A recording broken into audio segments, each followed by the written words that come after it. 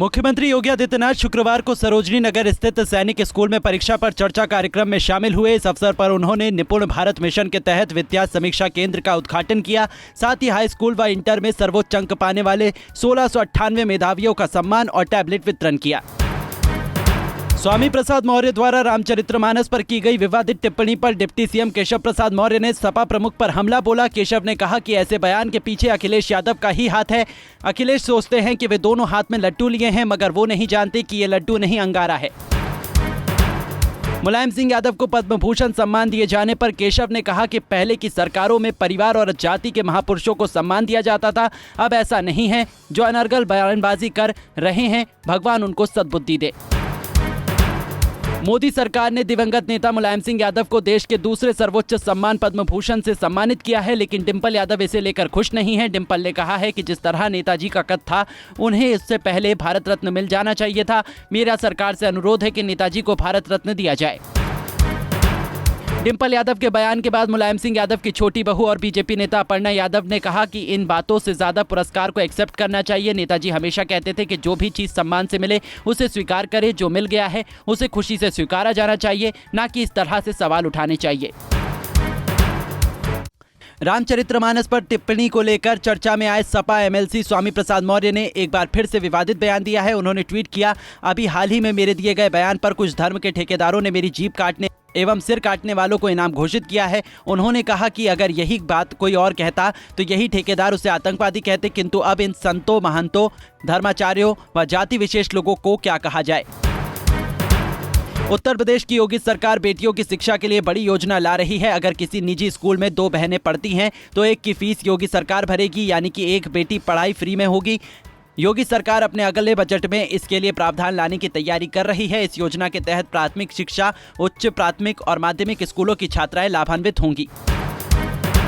स्वामी प्रसाद मौर्य के समर्थन में उनकी बेटी खुलकर सामने आ गई है। बदायूं से बीजेपी सांसद और उनकी बेटी संघमित्रा मौर्य ने कहा कि पिताजी ने रामचरितमानस को पढ़ा है। अगर उन्होंने एक चौपाई का उदाहरण दिया है तो शायद इसलिए क्योंकि वो लाइन स्वयं भगवान राम के चरित्र के विपरीत है। पिताजी ने उस लाइन को संदेह की दृष्टि से उद्धृत करके स्पष्टीकरण मांगा, तो हमें लगता है कि स्पष्टीकरण होना चाहिए। ये विषय मीडिया में बैठकर बहस करने का नहीं है। हमें लगता है कि ये विश्लेषण का विषय है।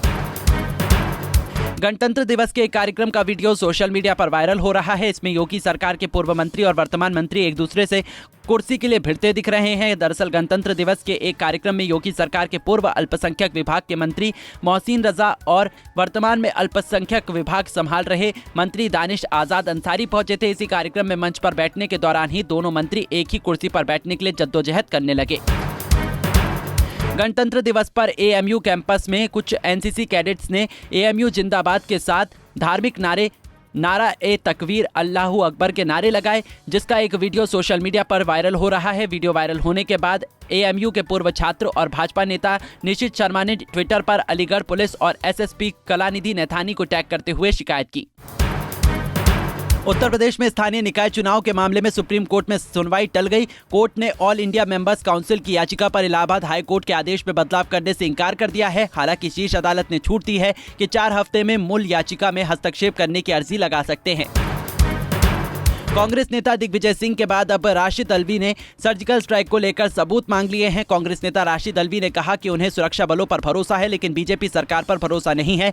अल्वी ने इसी के साथ सरकार से वीडियो जारी करने की मांग की। राशिद अल्वी ने कहा है कि दिग्विजय सिंह ने जो सरकार से सवाल पूछे हैं उसमें कुछ गलत नहीं है। कांग्रेस नेता ने कहा कि अगर सरकार के पास सर्जिकल स्ट्राइक का वीडियो है तो उसे दिखाना चाहिए।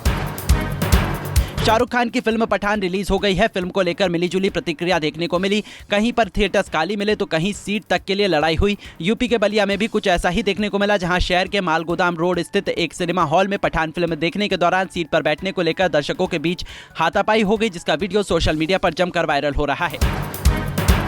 संगम की रेती पर ऋतुराज बसंत के आगमन के साथ ही महात्यागी संतों की निराली तपस्या की शुरुआत भी हो गई है। तपस्वी नगर के शिविरों में त्यागी परंपरा के संत पंच अग्नि तपस्या में लीन है। अग्नि के घेरे में अन्न जल का परित्याग कर लोक कल्याण के लिए संत माघी पूर्णिमा तक सूर्योदय से सूर्यास्त तक तप करेंगे। ज्येष्ठ महीने की शुक्ल पक्ष की दशमी यानी गंगा दशहरा पर यह तपस्या खत्म होगी।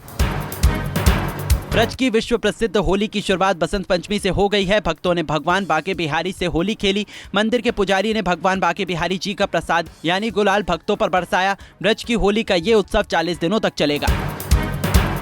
कुछ दिनों से विवादों में घिरे बागेश्वर धाम के कथावाचक पंडित धीरेन्द्र कृष्ण शास्त्री का 2 फरवरी को प्रयागराज में आगमन हो रहा है। प्रयागराज के यमुना पार्क में मेजा इलाके में धीरेन्द्र कृष्ण शास्त्री दरबार लगाएंगे। दरबार में 1 लाख लोगों के आने की उम्मीद है, जिसको लेकर आयोजन समिति ने सभी जरूरी तैयारियां पूरी होने का दावा किया है। हालांकि प्रशासन के अधिकारी अभी कार्यक्रम की अनुमति को लेकर कुछ भी बोलने से बच रहे हैं। दिल्ली हाईकोर्ट ने उन्नाव रेप केस में आरोपी कुलदीप सेंगर की जमानत रिहाई को उनकी बेटी की शादी की तारीखों तक सीमित कर दिया। दरअसल 16 जनवरी दिल्ली हाईकोर्ट ने भाजपा से निष्कासित नेता कुलदीप सिंह सेंगर को अपनी बेटी की शादी में शामिल होने के लिए 27 जनवरी से 10 फरवरी तक अंतिम जमानत दी थी। इसके बाद उन्नाव दुष्कर्म मामले में पीड़िता द्वारा आदेश को वापस लेने की याचिका कोर्ट में दायर की, जिस पर सुनवाई करते हुए कोर्ट ने यह फैसला लिया गया है। उन्नाव में लखनऊ कानपुर नेशनल हाईवे पर एक बार फिर तेज रफ्तार का कहर देखने को मिला, जहां एक कार और वाहन के बीच जोरदार टक्कर हो गई। हादसा इतना भीषण था कि मौके पर पिता पुत्र समेत 3 लोगों की मौत हो गई, जबकि कार में सवार 3 महिला और एक बच्चा गंभीर रूप से घायल हो गए। वहीं सूचना पर पहुंची पुलिस ने घायलों को जिला अस्पताल में भर्ती कराया और बॉडी को पोस्टमार्टम के लिए भेज दिया। हरदोई के शाहबाद पुलिस ने बैंक मित्र से हुई लूट में वांछित चल रहे 10,000 के इनामी आरोपी को गिरफ्तार कर लिया है। गिरफ्तार आरोपी के पास से लूट के 18,700 रुपए के साथ एक लैपटॉप और अन्य सामान बरामद किया गया है।